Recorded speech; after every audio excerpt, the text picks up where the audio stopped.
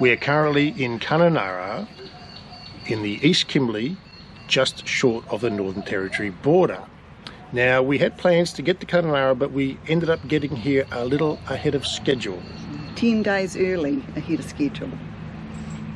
And if you've watched our earlier videos, when we started the Gibb River Road, it started something like this. We are standing in front of the iconic Derby prison tree, and the reason we are in Derby is because we are about to embark on our next adventure, and that is the Gibb River Road. Well, our Gibb River Road adventure started really well. Yep. We saw some wonderful gorges, stayed in some fabulous campgrounds, and for those videos, check our earlier Gibb River Road videos. But then things didn't go so well and we had a problem, Houston. Yes, indeed we did. So what happened? Well, we left Mount Elizabeth Station. We were travelling down the Gibb River, got to the rest area at the Kalumburu Gibb River Road intersection. We thought we'd have a quick nature break before we continued on to our next camp. So I'm standing on the Gibb River Road at one of the major intersections. So this is the Kalumburu turnoff. Behind me we have Derby at around 305 k's and Mount Barnett around 108 k's. This road over here takes you to Kununurra, and that is around 300 k's, and straight ahead is the road to Kalumburu at around 260 k's. On this intersection there is an information bay. So we've been travelling for hour and a half, maybe 2 hours, and we thought we'd pull into the information bay to have a coffee. When I got out of the car, I looked at the caravan and noticed that the rear right wheel was on an unnatural angle, and it turns out the rear right wheel suspension has failed. So we'd only been there about 10 minutes when a couple of vans pulled in. One was a mechanic and one was a welder, a chassis builder, so we were quite lucky. They crawled out of the van and had a look and helped get the wheel off, and then they were able to confirm that we had a failed suspension component. Failed weld in one of the suspension components. Yeah, that one. That one. And then when we got the van to Kununurra, and the local repairer weld expert here came and looked. Also the local suspension agent. Yeah. He actually confirmed that we had a failed weld indeed in that wheel. So now we're just... And it shouldn't have happened. So at this stage, I need to tell you, yes, I have been driving to the conditions. Yes, the tyre pressures of the caravan and the car were lowered. Yes, I have been taking my time, and yes, I took the creek crossings very, very gently. So we've been in touch with Kununurra, and we have organised a tilt tray truck to come out and pick up the caravan. I spoke to RAC Roadside Assist, and they have a maximum towing distance 300k round trip, and we are 300 k's from Kununurra, so 600k round trip. RAC Road Assist doesn't cover you on dirt, and we are maybe 180, 200 k's of dirt in the 300 k's to Kununurra. Our tilt tray truck has arrived to pick us up and take us into Kununurra, so that is good.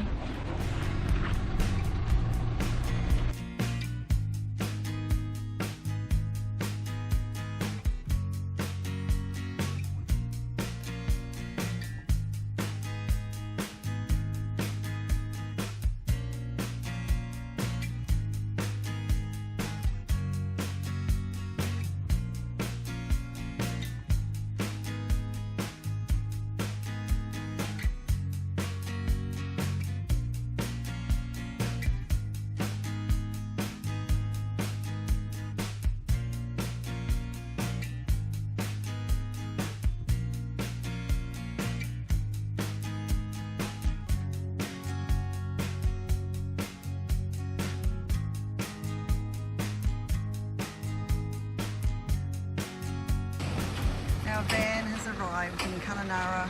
It's dark, it's 6:30. The poor lady has been driving for 6 hours to get us to this point. So happy it's here.